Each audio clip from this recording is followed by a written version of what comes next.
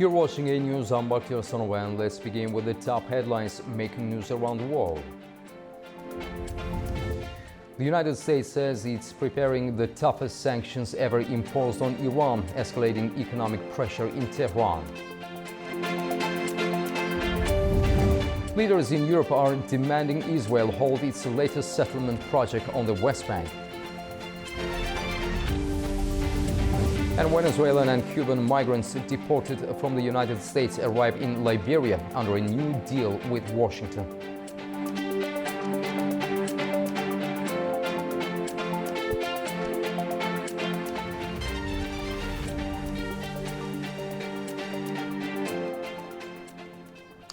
Washington says it's preparing its toughest ever sanctions against Iran following President Donald Trump's threat of economic warfare.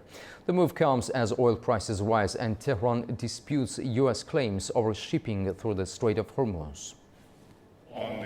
U.S. Treasury Secretary Scott Bessent says Washington will impose what he described as the toughest sanctions in history on Iran. He says maximum economic pressure could reduce the need for further major military action. Speaking to CNBC on Thursday, Bessent said the measures would complement the U.S. naval blockade imposed on Iran in April. He said details of the sanctions package would be announced at a news conference on Monday. The comments followed President Donald Trump's threat of economic warfare against Iran and countries that provide Tehran with any form of support. Trump defended the policy, saying preventing Iran from obtaining nuclear weapons was the central aim of the operation. Oil prices rose to their highest level in more than 3 weeks after the U.S. warnings, as markets assess the impact of the conflict on Middle Eastern oil supplies. Washington says the measures are intended to weaken Iran's government. Tehran, however, has accused the U.S. of spreading misinformation about shipping through the Strait of Hormuz. Iran's state news agency IRNA says traffic through the waterway remains limited and is restricted to routes controlled by Tehran. It also accused Washington of trying to ease pressure on global crude prices and U.S. petrol prices ahead of the midterm elections. Meanwhile, Russia's UN ambassador Vasily Nebenzia says Moscow will not pressure Iran to resume negotiations with Washington. He says Tehran should decide its own course as a sovereign state. Iran has condemned what it calls the escalation in U.S. economic and trade sanctions, vowing to stand firm in defending its interests. A news correspondent Raj Shiralilo reports from Tehran. Iran's foreign ministry has condemned the latest U.S. economic and trade sanctions against Tehran, describing the measures as economic terrorism and crimes against humanity. In a statement, the ministry said Iran remains determined to protect its national security and interests, despite what it called continued U.S. military, economic, political, and psychological pressure. Tehran also linked the new sanctions to the anniversary of the 1953 CIA-backed coup in Iran, saying they reflect decades of hostility by successive U.S. administrations. Iranian Foreign Minister Abbas Araghchi separately criticized the measures on X, responding to U.S. President Donald Trump's description of the sanctions as an economic D-Day. Araghchi said Washington's continued reliance on what he called failed pressure policies would only lead to further defeat and deepen tensions with the Iranian people. He also warned that U.S. economic measures against Iran threaten the global economy and national sovereignty worldwide. Raj Shiralilo from Tehran for A News. Washington isn't just hitting Iran with sanctions. It has also announced new measures against its ally Hezbollah. It's accused the Lebanese armed group of cash smuggling and sanctions evasion. Here is more. The United States has imposed fresh sanctions on Hezbollah, accusing the Lebanese group of acting on behalf of Iran's government and its Islamic Revolutionary Guard Corps. The U.S. Treasury Department also sanctioned 10 people accused of moving large sums of cash for Hezbollah. Washington says a Turkey-based businessman ran a network using exchange houses, companies, and bank accounts to transfer money between countries in the region and Hezbollah's stronghold in Lebanon. The latest measures allow the U.S. to freeze assets and restrict financial transactions involving those targeted. Washington first designated Hezbollah as a foreign terrorist organization in 1997 and has maintained sanctions against the group since then.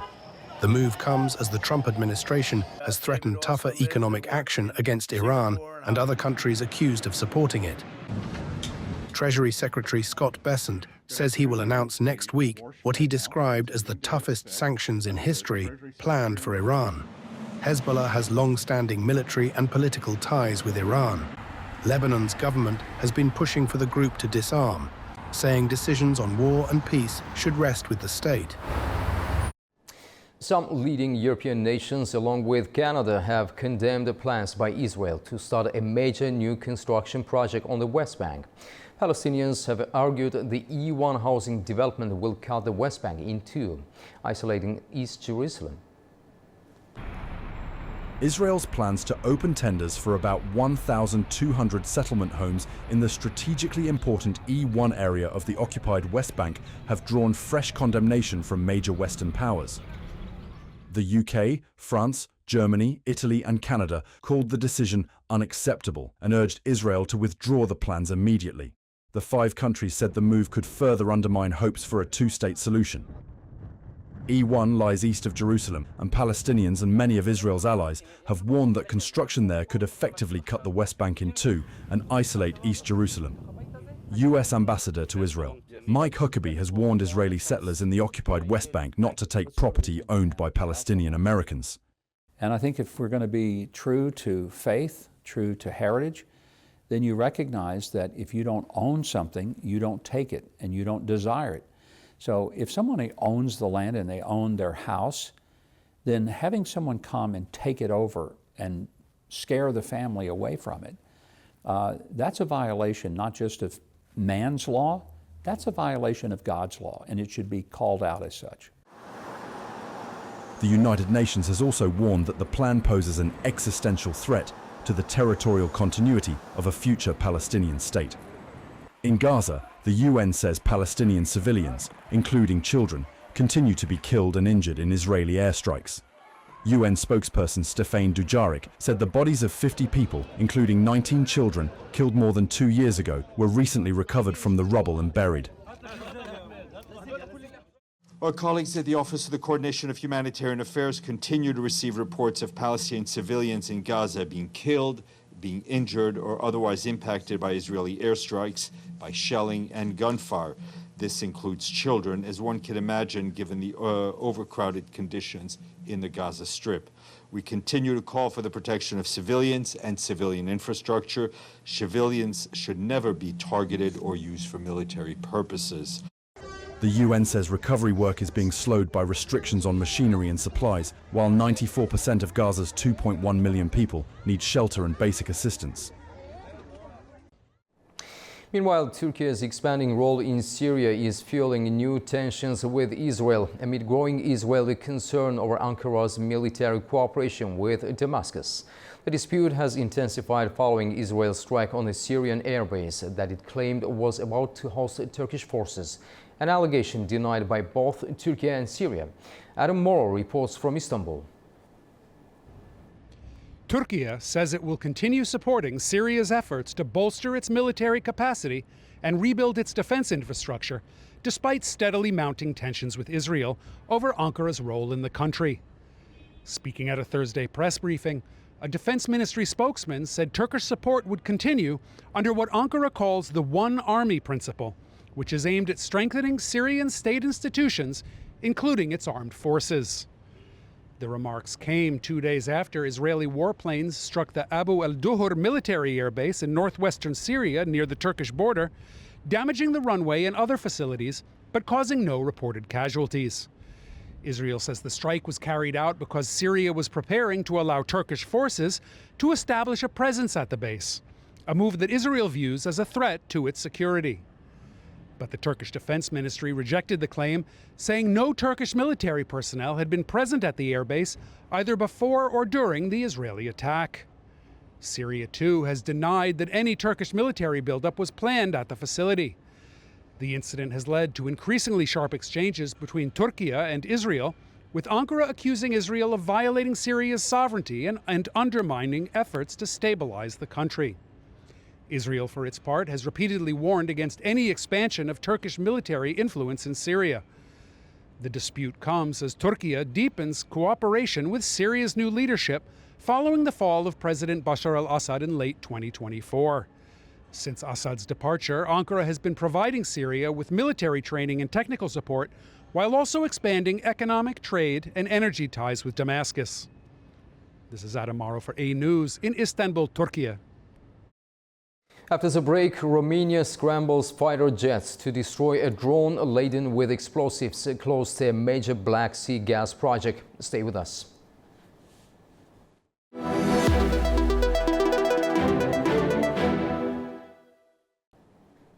Welcome back. You're watching A News. Romania has destroyed a maritime drone armed with explosives after it was detected close to a major Black Sea gas project. 2 F-16 fighter jets were scrambled after the UAV was spotted just a few hundred kilometers from the Neptune Deep development. Several hundred employees were working on the site at the time. Anita Sharma has more. Welcome to this day in Europe, where Romania destroyed an explosive-laden marine drone close to one of the EU's most important new energy projects. Romania scrambled 2 F-16 fighter jets after the drone was spotted just 100 meters from the Neptune Deep gas project in the Black Sea. The site lies within Romania's exclusive economic zone, but outside its territorial waters, meaning an attack there would not automatically fall within NATO's collective defense provisions. Defense Minister Radu Miruța says the drone was hit by a fighter jet, then completely destroyed by a ship sent to the area. He later confirmed it was carrying explosives. Now, this is not an isolated incident. Earlier this month, Romanian military divers destroyed 2 other drones drifting near the project. And just days ago, 2 Spanish F-18 fighter jets shot down a drone that entered Romanian airspace, following 3 Russian drones shot down on 3 consecutive days in July. Romania has not identified where the latest drone came from, but Ukraine says it was not theirs, and the Romanian president blames Russia, condemning what he calls an intensification of irresponsible incidents by Moscow. European Commission President Ursula von der Leyen says the latest incident is part of an escalating campaign of threats. Russia has not commented. The location also matters. Neptune Deep is expected to begin producing gas next year and could make Romania the EU's largest gas producer. Jointly owned by OMV Petrom and state-owned Romgaz, the project is an important part of Europe's efforts to strengthen its energy security. Miruța says Romania is on the front line of the EU's defense, facing threats not only from drones at sea and in the air, but also from floating mines in the Black Sea. Romania, Bulgaria, and Turkey are working closely together to clear those mines, with more than 150 neutralized since the war in Ukraine started. For Romania and its NATO allies, the war is increasingly posing a threat not only to their airspace and waters, but also to critical energy infrastructure. For A News, I'm Anita Sharma in Arnhem, Netherlands. At least 16 people have been killed and dozens injured in a Russian overnight air assault on Kiev and surrounding areas. Ukraine says civilian sites were hit. It's calling for stronger air defenses, but Moscow says it targeted military facilities only. A day of mourning has been declared for Friday in Ukraine after at least a dozen people were killed in a large-scale Russian missile and drone attack overnight in Kyiv and the surrounding area. That's according to the capital's mayor, Vitaly Klitschko. Officials say more than 40 others were injured. Ukrainian authorities said the strikes damaged apartment buildings, warehouses, a school and a children's hospital across several districts of the capital. The country's air force said Russia launched dozens of hypersonic missiles, including ballistic, and 168 drones. Officials said many were intercepted, but ballistic ones remained a major challenge. Ukrainian President Volodymyr Zelensky has renewed calls for Western allies to provide more air defense missiles, particularly Patriot interceptors, saying shortages are leaving the capital vulnerable to ballistic attacks. Russia's defense ministry said the latest strikes targeted military facilities, including sites producing drone components, a military depot and a logistics hub. Separately, Russia and Ukraine exchanged 103 prisoners each in a United Arab Emirates-mediated swap, with the released Russian servicemen transferred to Belarus for medical assistance. Meanwhile, at least 2 people have been killed and 2 others injured in a Russian drone attack on Ukraine's Kharkiv region. The overnight strike hit the village of Lebiazhe, where 5 homes and several cars were damaged, and fires broke out. Rescuers recovered the bodies of 2 women from the rubble. Russian strikes also hit the Sumy region, causing fires, damage to residential areas, and further injuries.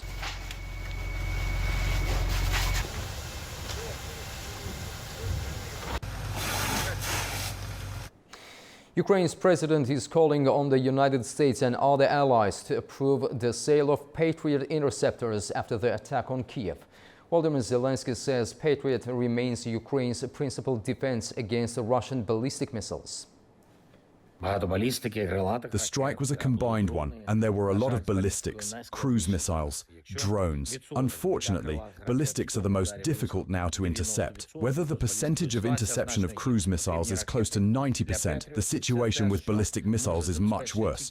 We need interceptors for Patriots. This is something only our partners can provide. On all levels, we convey to them our needs and our understanding that they have the resources to meet them. Russia says it sees little prospect of progress toward the peaceful settlement of the Ukraine conflict on the Kiev's current position, according to the Kremlin's chief spokesman Dmitry Peskov. Peskov says U.S. envoys Steve Witkoff and Jared Kushner are always welcome in Russia, but no dates are set for any visit.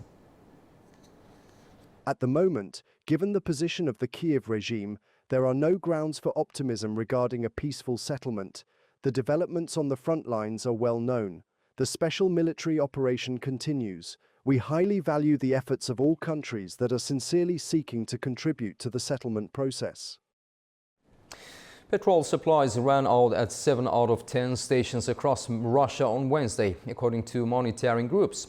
Queues have been forming at pumps across Moscow amid reports that Russia has brought back a previously banned low-grade fuel to plug the gap.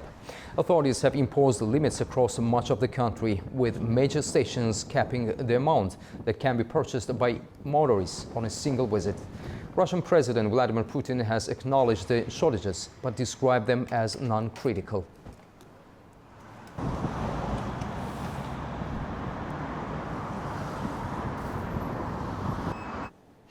The war in Ukraine is entering another dangerous phase, with Kiev seeking new ways to strike Russian missile launchers as it faces growing shortages of Western air defense interceptors.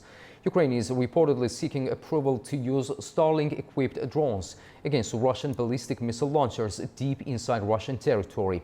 For more on this, we're joined by Olena Tregub, Secretary General of NACO, the Independent Anti-Corruption Commission, who speaks to us from Kiev, Ukraine. Ms. Tregub, thank you for making time to join us on the program. Hi, thank you. Hi. Ms. Tregub, how significant is Ukraine's reported request to use Starlink-equipped drones against the Russian ballistic missile launchers? And could this fundamentally change Kiev's ability to target Russian strike capabilities? Well, before I answer that, I wanted to mention that I heard in your report multiple ways you called war, conflict in Ukraine, war in Ukraine, Russian call it special military operation. This is the war, illegal war of aggression by Russia. This is what it is. And it's very important. It's the war that Russia started for no legitimate reason. It's illegal. And this is why, if we clearly understand it, I think this is something that can help us and can help United States and can help Elon Musk and Donald Trump and everybody to basically understand that we need this technology. We need Starlink equipped drones on Russian territory. We need interceptors for ballistic missiles, Patriot technology, because all these things are needed, because the only thing that Ukraine is doing is defending itself. And once it's very, very clear, I think we need to receive this assistance. I hope that Starlink will actually be acquired by Ukraine. I think it's doable. When it comes to Patriot technology, you see now that Donald Trump is backtracking, and he initially promised, but now he is reconsidering this. That's very unfortunate because what is happening, the aggression of Russia is happening not only against Ukraine, but it is a slowly crawling aggression to the West, and this will be going deeper into Europe if Russia is not stopped. And that's why we need all the technologies that the Western democracies can provide for us. Ms. Tregub, would Elon Musk's approval actually be sufficient, or would Washington and other U.S. authorities also have to approve such operations with the use of Starlink-operated drones? Yeah, definitely. I think if Trump administration decides to approve this, I don't think that Elon Musk will say no, even though technically it's a private company. I think the issue here is that also, if you listen to Elon Musk himself, I think he's heavily influenced by Russian narrative. In his recent interview, for example, for The Economist, Elon Musk was saying that he did a deep dive into Ukraine-Russia conflict, and there are no black and white situations in wars between two countries. But he also said that he believes that if Ukraine would agree to give away territory, then Russia would simply stop the invasion. This is very, very naive view, and this is not how things work. And Russia openly even said that they are not going to stop this war, even if Ukraine would concede some of the territory. So this was the old manipulation, which he is still probably holding. And this is unfortunate. Somebody needs to really, explain to Elon Musk to do a little bit deeper research than what he did. And basically, I hope now we have contacts with him. We have our former defense minister, Fedorov, who is in contact with him. So hopefully he will understand better what's going on in this part of the world. So Ukraine says Russia can produce more than 200 cruise and ballistic missiles a month. How sustainable is Russia's current missile campaign, and what does this mean for Ukraine's air defense requirements? Well, Russia, apparently, they understood. They are doing their own analysis, and they clearly understood that the Western world is not producing enough of the ballistic interceptors. And we mean here Patriot technology, and we here mean French-Italian technology, PAC-3 missile, Aster missile family. And they said this is perfect. Ukraine doesn't have their own anti-ballistic capability. Therefore, if we will now heavily invest into making more ballistic missiles, we will essentially be very effective. And this is what essentially they did. So they built a lot of missiles indeed.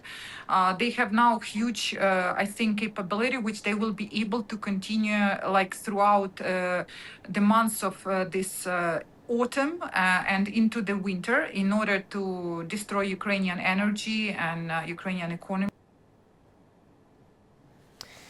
Due to technical issues, we have lost connection with our guest. We are grateful to her for her insights. And the landslide at the gold mine in southwestern Colombia has killed 13 workers and injured 7 others. The collapse on Wednesday was initially thought to be an explosion, but authorities later said mining activity had destabilized surrounding slopes. Rescue teams worked through the night to recover the victims, with all those reported missing found by early on Thursday.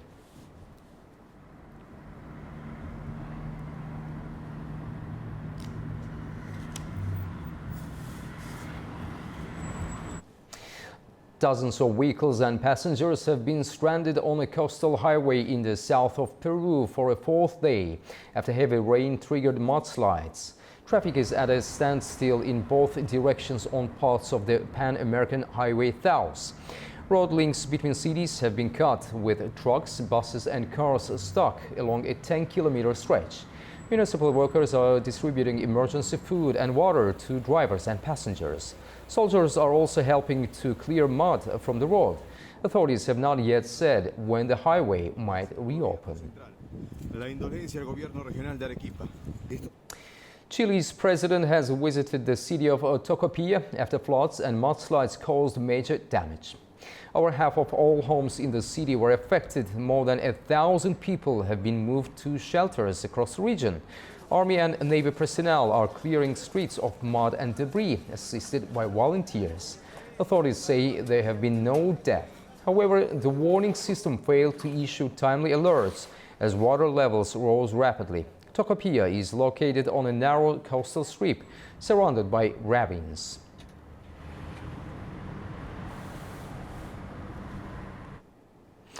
The Donald Trump administration has sent the first group of deportees to Liberia under a deal allowing Washington to transfer up to 1,200 people to the West African state over the next year. Liberia's information minister said most of those deported are from Latin American countries, including Venezuela, Cuba, and Colombia. The arrangement is part of the Donald Trump administration's efforts to speed up deportations by sending some people to third countries. The UN Refugee Agency and migration officials are helping provide support for the operation, which Washington has defended as lawful. The fallout from the mass migrant crossing into the Spanish enclave of Ceuta last month is influencing Europe's forthcoming partnership agreement with Morocco. Brussels is now reportedly preparing more support for border management as it seeks to conclude the deal by the end of the year. The Ceuta crisis has strengthened Morocco's hand in its negotiations with the European Union. According to Euronews, Brussels is preparing to increase resources for security, migration and border management as it works towards a new strategic partnership with Rabat. EU officials reportedly denied that the Ceuta crisis accelerated negotiations. They say the agreement, which is largely about migration, was already expected by the end of this year. But they acknowledge migration surge has prompted Brussels to increase resources dedicated to border and migration management. A European Commission spokesperson told Euronews that the EU committed €222 million for migration management in Morocco between 2021 and 2024, with another €190 million foreseen through 2027. European Commission President Ursula von der Leyen has also called for tighter checks, physical barriers and improved technical and financial support for Morocco. The Ceuta crisis came after more than 72,000 people crossed into the Spanish enclave irregularly at the end of July. Dozens of people were killed. Meanwhile, Spain is building temporary accommodation in Ceuta, with 4 sites planned to provide space for up to 1,500 people as existing reception centres struggle with overcrowding. Dozens of victims of one of Nigeria's deadliest recent boat disasters have been buried in the northwestern state of Sokoto. At least 50 people, many of them children, were killed when an overloaded boat capsized in the Goronia area. The bodies were taken to a local mosque ahead of the burial. Residents say the boat was carrying farmers and workers who were traveling to harvest rice. There are different accounts of how many people were on board.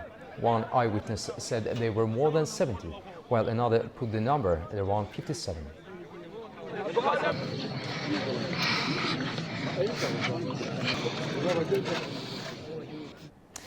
Now we have a short break. Right after the break, we'll look at more stories shaping the region. Stay with us.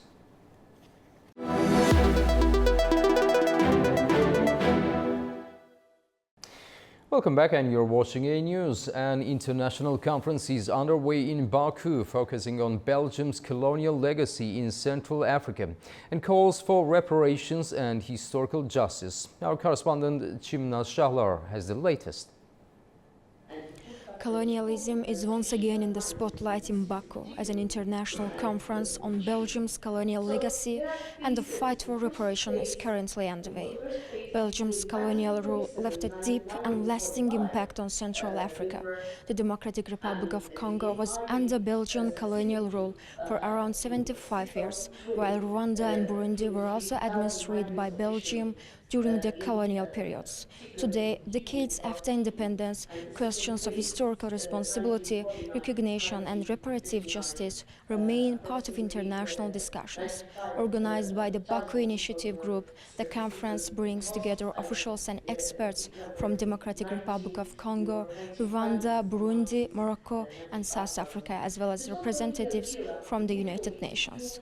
The focus is on Belgium's historical responsibility for the crimes committed during the colonial era, with participants discussing calls for an official apology, reparation and the restitution of cultural heritage. The conference is also addressing demand for greater access to Belgium's colonial archives, the return of human remains and historical artifacts, and the establishment of international mechanism to ensure reparations.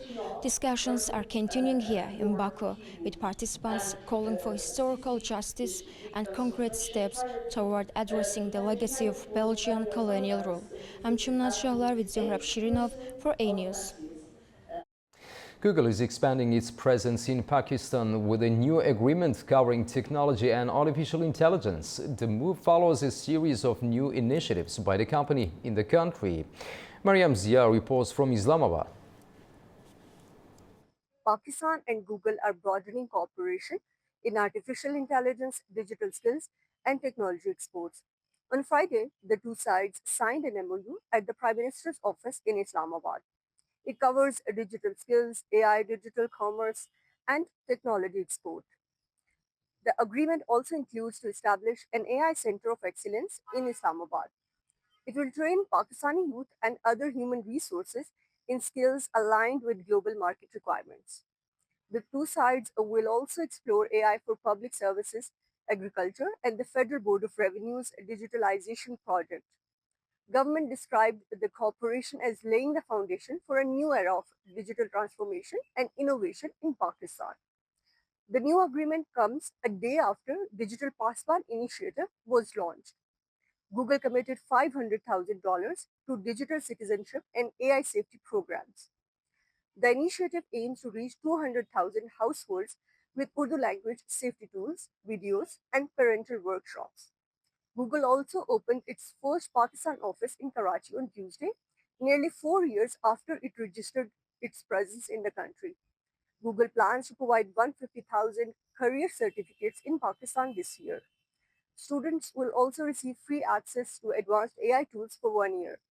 Pakistan wants its IT exports and digital economy to reach $30 billion by 2030. Google's expanding presence comes as artificial intelligence reshapes the global technology economy, with Pakistan seeking a larger role in digital services, skills, and technology exports. Mariam Zia, A News, Islamabad.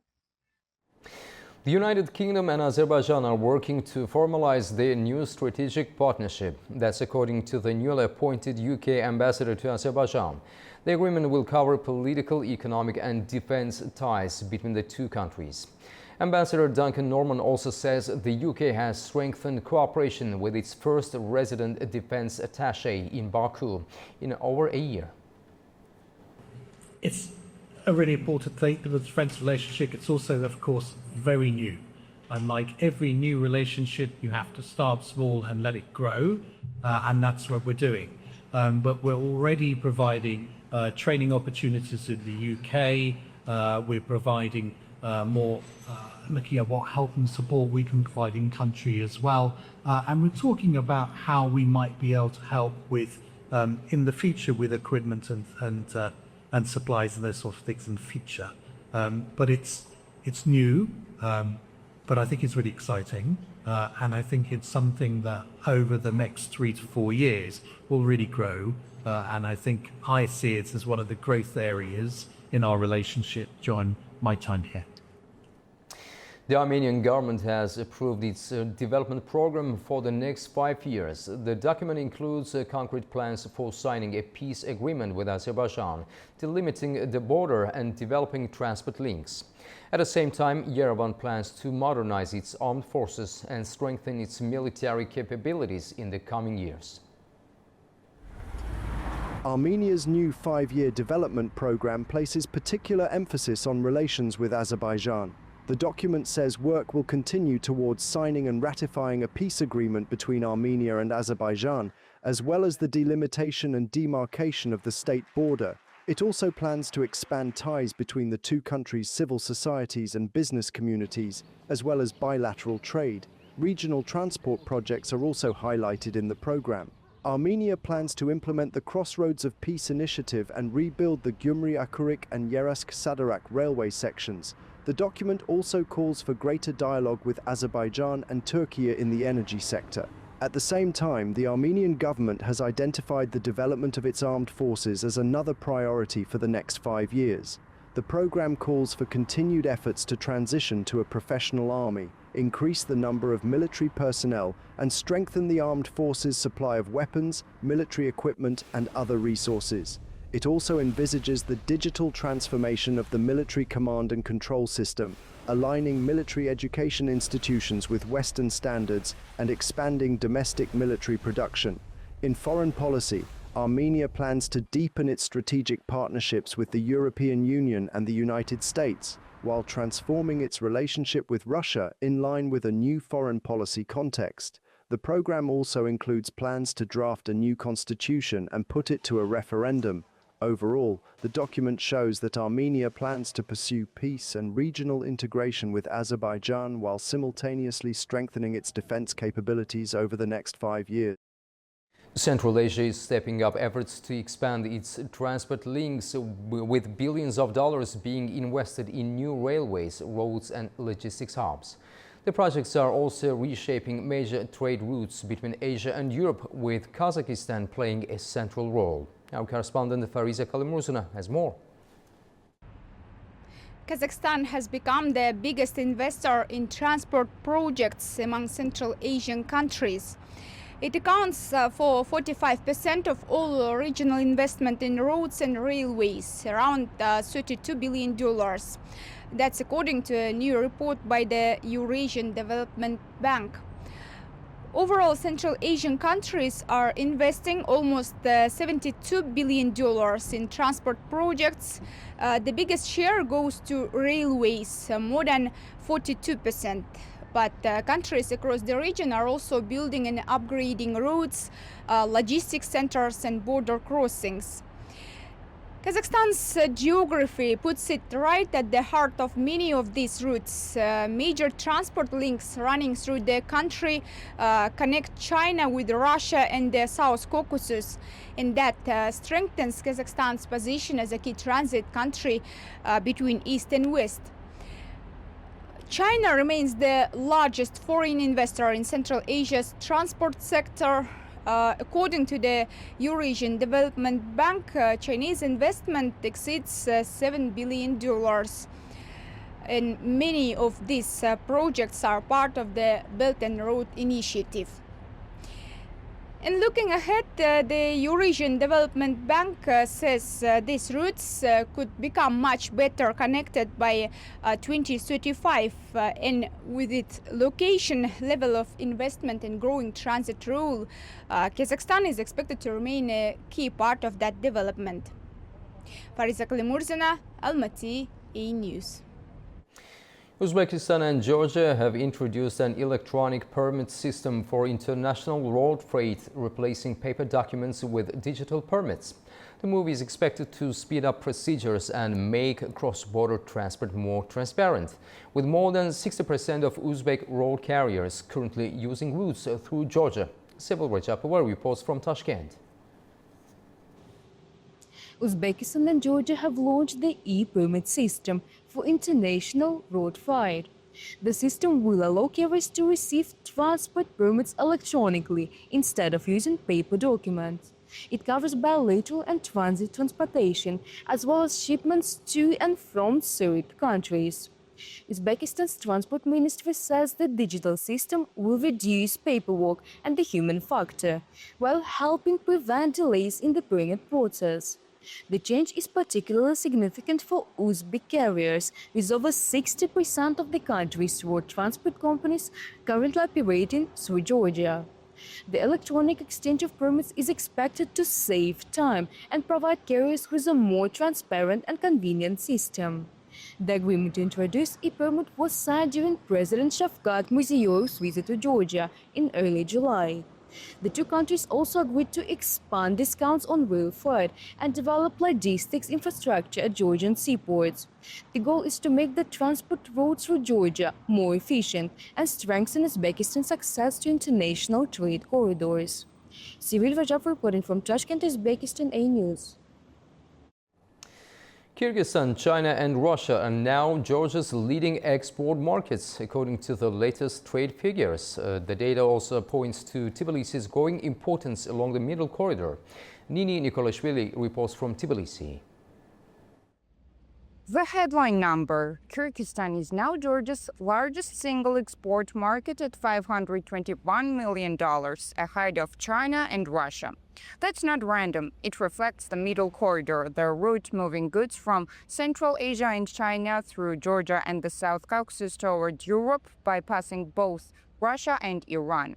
As global trade reroutes around sanctions and instability, Georgia is positioning itself as a transit and re-export hub. And these expert figures suggest that strategy is gaining real traction. But the same data holds a harder story.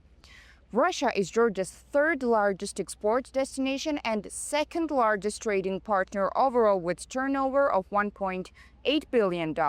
That's substantial economic cooperation with a country Georgia has had no formal diplomatic ties with since 2008. And it comes as Tbilisi's relationship with the EU and US remains strained over democratic backsliding concerns and Georgia's own geopolitical alignment. Beyond partners, overall trade turnover climbed to $15.5 billion, up 7.5%, driven largely by a 21.6% jump in exports. Cars and oil products dominate trade in both directions. Together, the figures paint a picture of a country economically pulled in multiple directions at once, chasing Middle Corridor opportunity while staying commercially close to Russia. The trade numbers, in that sense, tell a foreign policy story as much as an economic one. Nini Nikolashvili, Tbilisi, A News. This concludes our news update for an hour. Thank you for your time and stay tuned to A News for more updates.